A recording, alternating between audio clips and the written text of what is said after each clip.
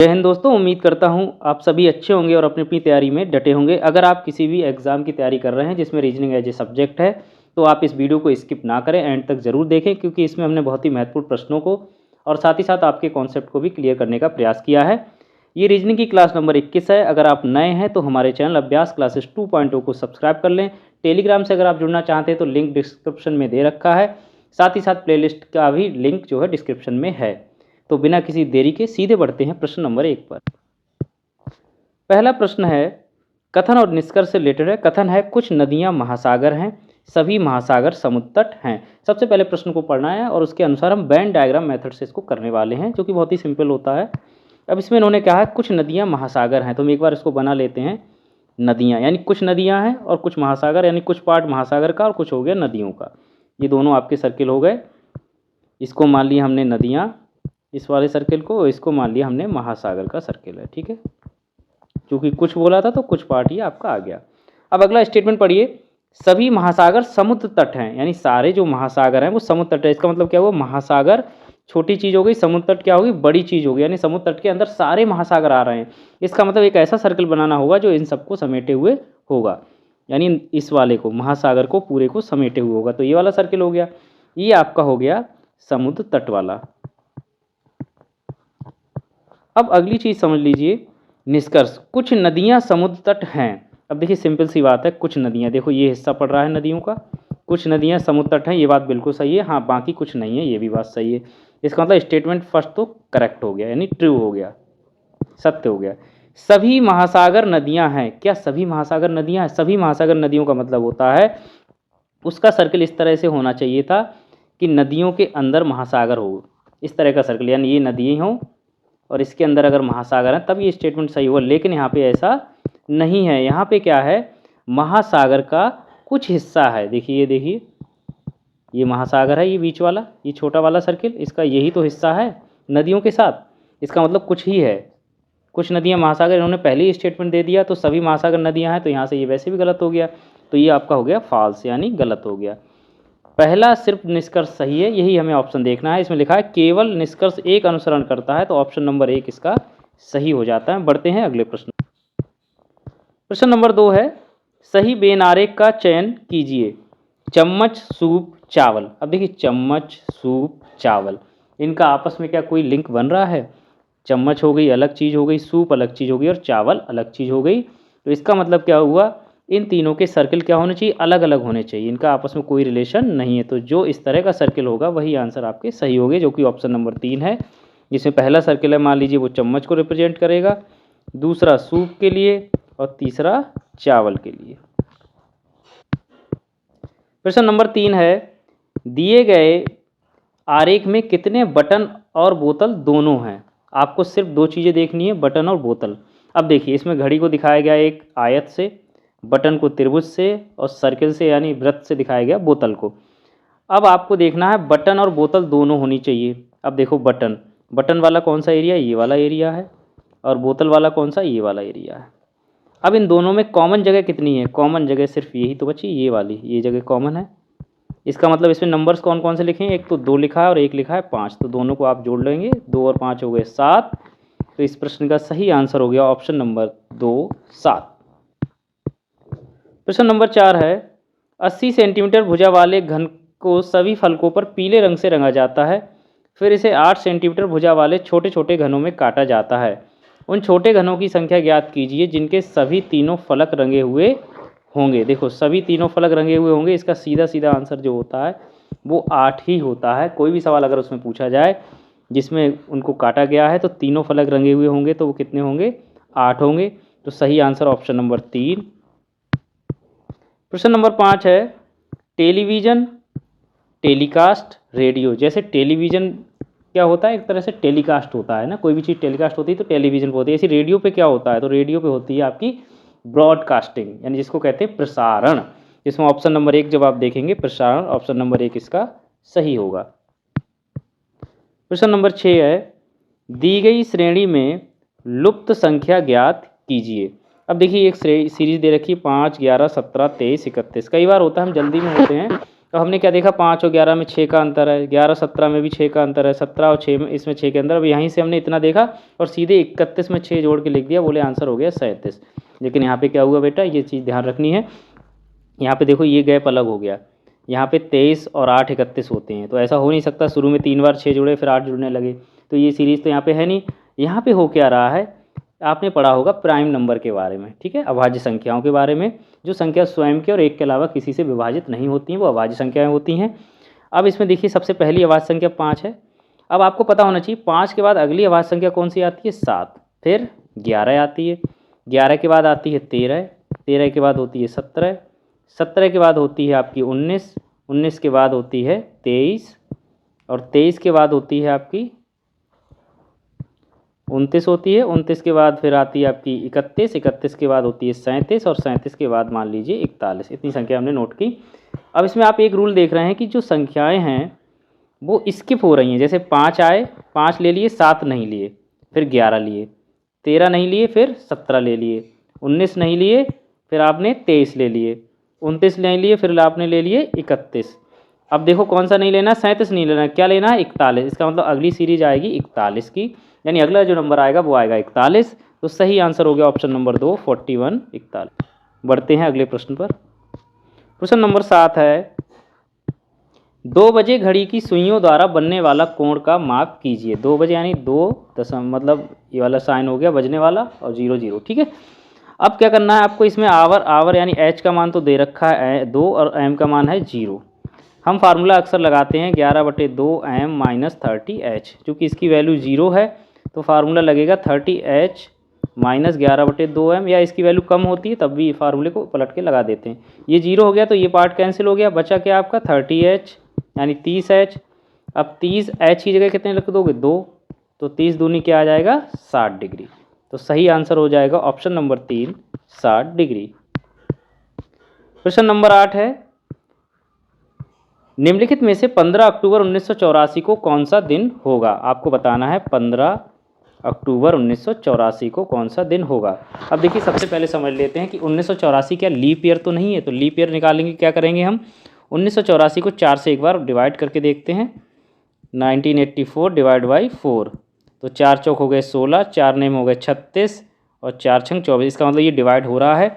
1984 कैसा है, एक लीप ईयर है, कैसा है, लीप ईयर। अब उसी के अनुसार आपको कोड भी लगाने, ये आपको ये दे रखा है, इसके अनुसार अगर आप ये याद कर लेते हैं तो आपको किसी भी डेट की कहीं से भी आप निकाल सकते हैं, कोई दिक्कत नहीं है। सबसे पहले आप एक बार समझ लीजिए, आपको क्या करना है, 15 जो डेट दे रखी है उसको 7 से डिवाइड करना है, ठीक है, प्लस अक्टूबर जो मंथ है उसका मंथ कोड किसके अनुसार, सिंपल ईयर और लीप ईयर के अनुसार। अब जैसे अक्टूबर हमने देखा, अक्टूबर का जो है सिंपल ईयर में भी एक कोड है और लीप ईयर में भी एक कोड है, चूँकि हमें लीप ईयर वाला लेना है तो एक दोनों में सेम है तो कोई सा ले लो, एक लिख दिया आपने, ठीक है। अगली चीज़ आती है 1984 यानी 1900 सदी, यानी 1900 ऊपर है तो 1900 प्लस का सेंचुरी कोड क्या है, तो रिमाइंडर यहाँ पे 0 आता है इसलिए इसका सेंचुरी कोड हो गया 0, तो यहाँ पे लिख दिया आपने 0। अब बचता है सिर्फ 84 को आपको देखना है, यानी 84 को एक बार किससे करेंगे, 7 से डिवाइड नॉर्मल ईयर के लिए, और एक बार आप 84 को डिवाइड करोगे 4 से लीप ईयर के लिए। अब इसको एक बार कट कर लेते हैं। अब यहाँ पे बस एक चीज़ और समझ लीजिए, 15/7 जो आपने लिखा है इसमें आपको शेषफल चाहिए यानी रिमाइंडर चाहिए, 84/7 यहाँ पे लिखा है इसमें भी आपको शेषफल यानी रिमाइंडर चाहिए, 84/4 यहाँ पे जो लिखा है उसमें आपको क्वोशिएंट चाहिए मतलब भागफल चाहिए। अब जरा करते हैं, 7 से काटोगे तो 7 दूनी 14, 1 बचता है यहाँ पे तो 1 लिख लोगे, 1 + 1 + 0, ये जब काटोगे तो 7 एकम 7, 7 दूनी 14, 12 आया, रिमाइंडर कुछ नहीं बचा तो यहाँ पे लिखोगे 0, शेष नहीं बचा ना। यहाँ पे इसको डिवाइड करोगे तो 2 4 दूनी 8, 4 एकम 4 यानी 21 चौक 84 होते हैं, तो इसका क्वोशिएंट यानी कितने बार गए 21, तो 21 यहाँ पे नोट कर लोगे। 1 और 1 2, 21 और 2 हो गए आपके 23। अब जो आंसर आता है उसको हम करते हैं 7 से भाग, फिर से जब 7 से भाग करते हैं फिर देखते हैं कितना रिमाइंडर बचा, 7 × 21, 21 और 2 होते हैं 23, तो 2 बचा आपका, रिमाइंडर कितना बचा 2। अब 2 कौन से दिन का कोड है ये आप देख लीजिए, आपका दिन हो गया मंडे, 2 कोड किसका है मंडे का, तो सही आंसर क्या हो गया सोमवार, यानी ऑप्शन नंबर 1। प्रश्न नंबर 9 है, एक एनालॉग घड़ी में घड़ी के कितने अलग अलग बिंदुओं पर घंटे और मिनट की सुई मिलती हैं। एनालॉग घड़ी का मतलब ये है जिसमें 12 तक काउंटिंग होती है, जो सिंपल घड़ियाँ होती हैं हमारे पास उसमें 12 तक काउंटिंग होती है, और हर उसके एक काउंटिंग के बीच में क्या होता है, मिनट के आपके 5 वो बने होते हैं, ठीक है। इसी तरह से आपको इसमें पूछ रहा है कि 12 तक जैसे वो जाती हैं घड़ियाँ, ये 1 से लेके, ये मान ली 12 है, ये 6 है, ये 3 है, ये 9, यहाँ पे ऐसे लिख दे रहे हैं 4 5 6 7 8 9 10 11। उनके कहने का मतलब ये जो मिनट और घंटे की जो भी हैं वो कितनी बार आपस में मिलती हैं पूरी इसमें अलग अलग बिंदु पे, यानी 12 पे मिली, 1 पे मिली, 2 पे मिली, 3 पे, 4 पे, ऐसे करके कितनी है। तो हमेशा ध्यान रखेंगे इसमें टोटल होते हैं 12 और मिलती हैं एक बार कम मिलती हैं, यानी 12 - 1 करके, यानी 11 बार मिलती हैं। ये चीज़ याद कर लीजिए, 11 से 1 के बीच में सिर्फ एक बार मिलती हैं, बाकी सभी में एक एक बार काउंट हो जाता है। जैसे 2 पे, 3 पे, 4 पे, इस तरह से हर घंटे पे मिलती हैं। 12 और 1 के बीच में कितनी, सिर्फ एक बार, इसलिए टोटल हो जाते हैं 11। तो सही आंसर हो गया ऑप्शन नंबर 2 11। प्रश्न नंबर 10 है, निम्न प्रश्न में दिए गए विकल्पों में से प्रश्नवाचक चिन्ह के स्थान पर आने वाली संख्या ज्ञात कीजिए। जैसे ई के आगे 25 लिखा है, जे के आगे 100 लिखा है, तो सबसे पहले, और ओ का आपको बताना है। तो आप समझ गए होंगे ई का आगे अगर 25 लिखा है, सबसे पहले ई की प्लेस वैल्यू, यानी ई कितने नंबर पे है, तो ई होती है आपकी 5 नंबर पे। आपने इजोटी में भी आपने पढ़ रखा होगा बहुत सरल तरीके से। 5 ई होता है, 10 पे जे होता है, ओ पे 15 और टी का आपका होता है 20, ऐसे ही बाई होता है 25 पे। तो ई का आपका 5 है, 5 और 25 का क्या रिलेशन है, 5 25 यानी 5 का स्क्वायर। अब देखो जे पे क्या है 10, इसका मतलब जे का क्या रिलेशन है, जे 10, यानी जे है 5 पे 10 पे सॉरी, तो 10 का स्क्वायर हो गया 10 दाई 100। वो कितने पे है, 15 नंबर पे, इसका मतलब 15 का स्क्वायर आपको पता हो, या 15 की 15 से गुणा कर लो, तो हो गया 225। तो प्रश्न नंबर 10 का सही आंसर ऑप्शन नंबर 3 225। प्रश्न नंबर 11 है, यदि पाइप को 16 91 65 लिखा जाता है तो स्वान का आखिरी अंक क्या होगा। अब देखो इन्होंने लिखा है पाइप, और पाइप को बोल रहे हैं, हमने लिखा है 16 91 65, ठीक है। अब एक तो हमें प्लेस वैल्यू से थोड़ा रिलेट करते हैं, जैसे पी की प्लेस वैल्यू कितनी होती है आपको पता होगी, पी होता है ओ 15 पे, तो पी हो गया 16 पे, तो पी के आगे 16, इसका मतलब ये बात सही है। आई 9 पे होता है, बिल्कुल सही है। ऐसे ही पी फिर से 16 पे और ई 5 पे। कहने का मतलब है इन्होंने सीधे सीधे प्लेस वैल्यूज़ लिख रखी हैं और कुछ नहीं किया इस क्वेश्चन में, जोड़ा है ना घटाया है। हम एक बार इसमें इन्होंने पूछा था स्वान का। अब देखो आखिरी अंक का क्या होगा, तो आखिरी अंक का मतलब जो एन का होगा उसका आखिरी पॉइंट आपको देखना, आखिरी नंबर देखना, बाकी किसी को निकालने की ज़रूरत नहीं है। तो एन कितने नंबर पे होता है, एन होता है आपका 14 नंबर पे, ओ से पहले होता है। अब इसका आखिरी अंक क्या हो गया आपका 4 हो गया, और यही प्रश्न में पूछा गया था। तो प्रश्न नंबर 11 का सही आंसर क्या हो जाएगा, ऑप्शन नंबर 3 4। प्रश्न नंबर 12 है, यदि किसी निश्चित भाषा में एंट्री को 1 2 3 4 5 के रूप में कूटबद्ध किया गया है और स्टडी को 93 17 85 के रूप में कूटबद्ध किया गया है, तो उसी भाषा में एंडियर को कैसे कूटबद्ध किया जाएगा, एंडियर को। अब देखिए एक बार हम नोट करेंगे, एंट्री, ठीक है, उसके आगे जो नंबर है 1 2 3 4 5 नोट कर लेंगे। ऐसे ही अब दूसरा क्या, स्टडी, STEADY, उनके आगे नंबर्स क्या हैं 9 3 1 7 8 5। अब हमें किसका निकालना है उस चीज़ को नोट करते हैं, ENDEAR, ठीक है। अब देखिए पहले एक चीज़ आप नोटिस करेंगे, ई की वैल्यू यहाँ पे 1 है, क्या इस वाले में भी ई की वैल्यू 1 ही है, हाँ ई की वैल्यू 1 है। इसका मतलब ये क्लियर हो गया, इन सारे लेटर्स की जो वैल्यू है वो कोड दे दिया गया है, निश्चित कोड। एक आध और आप चेक कर सकते हैं, जैसे यहाँ पे आप देखेंगे टी की वैल्यू कितनी है 3, और यहाँ पे भी टी की वैल्यू 3 है, सिंपल सी बात है। तो हमें कुछ नहीं देखना, सीधे सीधे नंबर देखना है। ई की वैल्यू यहाँ पे 1 है, तो इसके आगे हम क्या लिख देंगे 1, ई के आगे 1 लिख दिया। अब एन की वैल्यू चेक करो, एन की वैल्यू कितनी है 2, तो एन के आगे 2 लिख दिया। अब डी की वैल्यू कितनी है 8, तो 8 लिख दिया यहाँ पे। फिर से ई की वैल्यू पूछ रहा है तो फिर से 1 आ जाएगा। ए की वैल्यू, अब ए की वैल्यू कितनी है 7, तो 7 हो गया। ऐसे ही आर जो है, आर की वैल्यू कितनी है 4। अब देखिए नंबर क्या बन गया 12 81 74। अब इसमें ऑप्शन में आप देखेंगे तो ऑप्शन नंबर 2 देखते हैं, 12 81 74 बिल्कुल सही है। प्रश्न नंबर 13 है, निम्नलिखित में से शब्दों में से विषम शब्द चुनिए। विषम शब्द आपको चुनना है, यानी जो औरों से अलग है, जैसे मोती, हीरा, कोयला, ग्रेफाइट। तो हीरा मोती करके आपको कंफ्यूज नहीं होना है। हीरा, कोयला और ग्रेफाइट क्या हैं? कार्बन के अपर रूप हैं।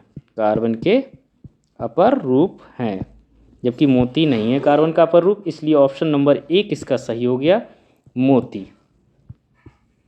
प्रश्न नंबर 14 है, 9 दिन पहले मोहिनी सिनेमा देखने गई, वह केवल बृहस्पतिवार को ही सिनेमा देखने जाती है, आज सप्ताह का कौन सा दिन है? एक चीज़ तो क्लियर है कि वो सिर्फ बृहस्पतिवार को जाती है, इसका मतलब वो बृहस्पतिवार को गई। उसके आज जो दिन है 9 दिन पहले की बात कर रहे हैं, तो बृहस्पतिवार में आपको क्या कर देना, सीधे सीधे 9 जोड़ देना है। यही तो बात है, 9 दिन पहले की बात है, तो आज की हमें पूछना है, तो 9 दिन हमें जोड़ने किस, चूंकि वो सिर्फ बृहस्पतिवार को जाती है इसलिए बृहस्पतिवार में ही 9 को जोड़ देंगे हम। अब आपको पता है अगला बृहस्पतिवार कब आएगा? 7 दिन जोड़ने पर 7 जोड़ोगे प्लस करोगे तो बृहस्पतिवार फिर से आ जाएगा। अब 7 तो ऐसे ख़त्म हो गए, 2 रह गए आपके, यानी 9 में से 7 ऐसे जोड़े तो फिर से बृहस्पतिवार आ गया। अब कितने बचे? 2। अब बृहस्पतिवार में जब आप 2 जोड़ोगे तो क्या आ जाएगा? शुक्रवार के बाद क्या आएगा अगला दिन? शनिवार। ठीक है, शुक्रवार शनिवार। तो सही आंसर क्या होगा? ऑप्शन नंबर पहला, शनिवार।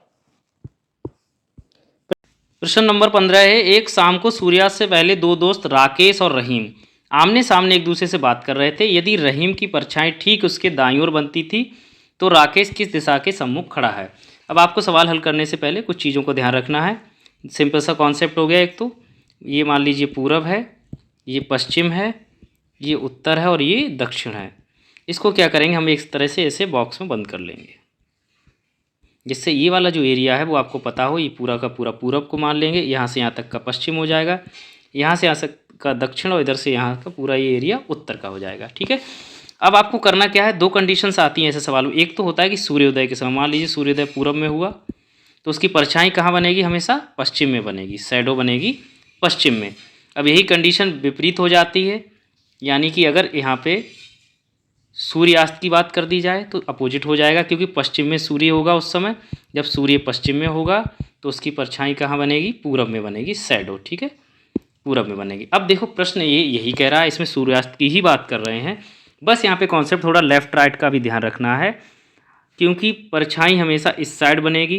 तो अगर व्यक्ति कोई उत्तर की ओर मुँह करके खड़ा है, ये अगर मान लीजिए व्यक्ति है कोई उत्तर की ओर मुँह करके खड़ा है, तो उसका दायां कौन सा होगा? ये वाला, राइट ये होगा और लेफ्ट ये होगा। ठीक है, अगर यही व्यक्ति उत्तर से दक्षिण की ओर खड़ा है तो कौन सा होगा? ये पलट जाएगा, इधर आपका लेफ्ट हो जाएगा और इधर हो जाएगा आपका राइट। ये चीज़ याद रखनी है। अब देखिए प्रश्न के अनुसार हम पढ़ते हैं। प्रश्न कह रहा है, सूर्यास्त के समय से पहले 2 दोस्त राकेश और रहीम आमने सामने एक दूसरे से बात कर रहे थे। यदि रहीम की परछाई ठीक उसके दाईं ओर, अब देखिए परछाई बन रही है इधर बन रही, तो यहाँ पे दायां किसका आएगा? जो उत्तर की ओर मुँह करके खड़ा हुआ है। तो इसका मतलब रहीम की परछाई दाईं ओर, तो रहीम किस डायरेक्शन में खड़ा है? उत्तर की ओर मुँह करके। नीचे वाला रहीम हो गया। जब नीचे रहीम हो गया तो आमने सामने खड़े हैं, तो जो इधर खड़ा होगा वो कौन हो गया? राकेश। सिंपल सी बात हो गई। अब वो पूछ रहे हैं राकेश किस दिशा के सम्मुख खड़ा है, तो मैंने आपको पहले ही बताया आमने सामने है, तो जब ये उत्तर को है तो राकेश किधर हो जाएगा? दक्षिण को। तो प्रश्न नंबर 15 का सही आंसर ऑप्शन नंबर 2 हो गया, दक्षिण। आज के लिए बस इतना ही। बहुत बहुत धन्यवाद। बाकी किसी भी सुझाव के लिए, किसी भी क्वेरी के लिए आप हमें कमेंट जरूर करें।